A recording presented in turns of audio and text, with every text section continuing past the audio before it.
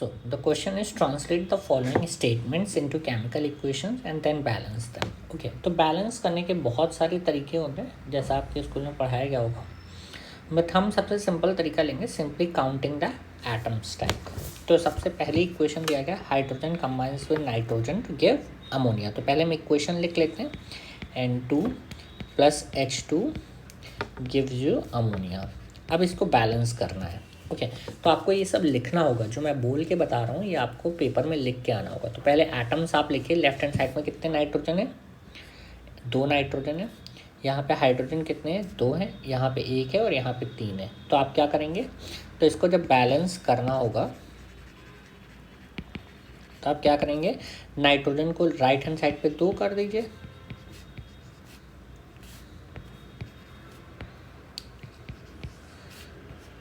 तो 2 अमोनिया हो गया।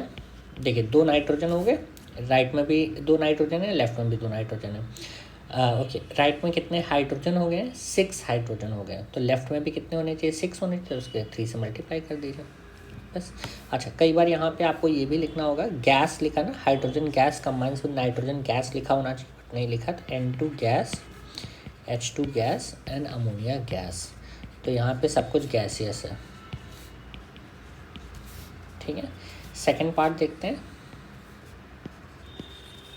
Hydrogen sulphide burns in air to give water and sulphur dioxide. Again बहुत ही सिंपल है, पहले रिएक्शन लिखने हैं। हाइड्रोजन सल्फाइड है तो सल्फाइड 2- होता है, हाइड्रोजन +1 होता है, तो क्रॉस मल्टीप्लाई होकर ये दे देगा, ये गैस है, एयर से रिएक्ट करता है। अच्छा जब कभी एयर बोला जाए तो यहाँ पे थोड़ा सा गड़बड़ दिया हुआ है, एयर का मतलब ऑक्सीजन और नाइट्रोजन दोनों होता है, बट इन दिस सेंस क्योंकि यहाँ पे हाइड्रोजन से रिएक्शन कर रहे हो सल्फर से, तो हम केवल ऑक्सीजन लेंगे। तो ये क्या दे देगा आपको, वाटर H2O, क्योंकि आपको पूछा ही उतना गया तो उतना ही लिखेंगे। ये एक क्वेश्चन आता है आपके फर्स्ट चैप्टर में कि मैग्नीशियम जब एयर से करता है तो क्या बनता है, तो मैग्नीशियम ऑक्साइड और मैग्नीशियम नाइट्राइड दोनों बनता है।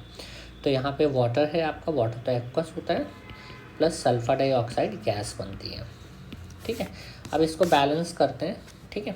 तो बैलेंसिंग के बारे में जब हम इसकी बात करते हैं तो let's count first of all, left में कितने सल्फर है, 1, राइट में 1 है। लेफ्ट में कितने हाइड्रोजन है, 2, राइट में 2 हैं।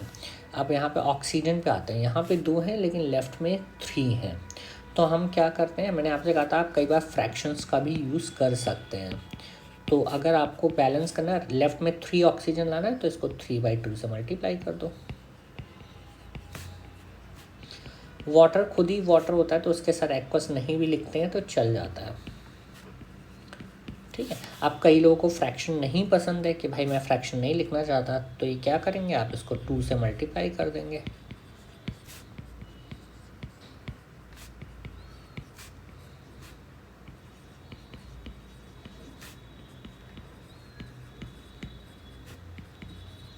ये हो गया, ओके। थर्ड क्वेश्चन पे आते हैं।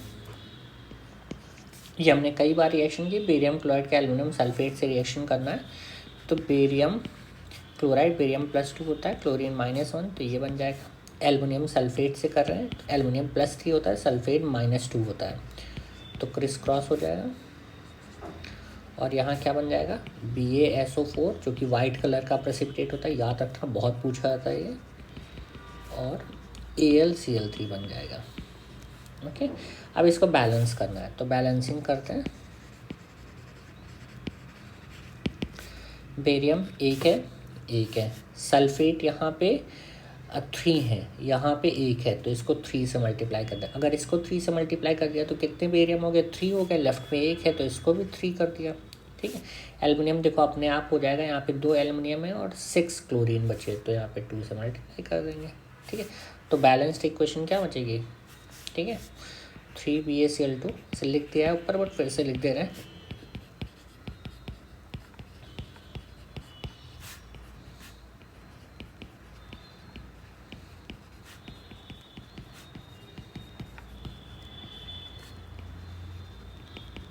ठीक है, लास्ट पार्ट देखते हैं, potassium metal reacts with water.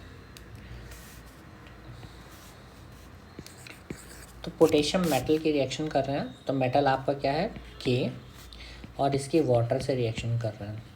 तो जनरली जब एक पोटेशियम मेटल अगर आप रिएक्टिविटी से देखेंगे तो हाइड्रोजन के ऊपर है, तो यहाँ पे पोटेशियम हाइड्रोक्साइड बनता है प्लस H2। अब इसको बैलेंस करना है आपको, ठीक है।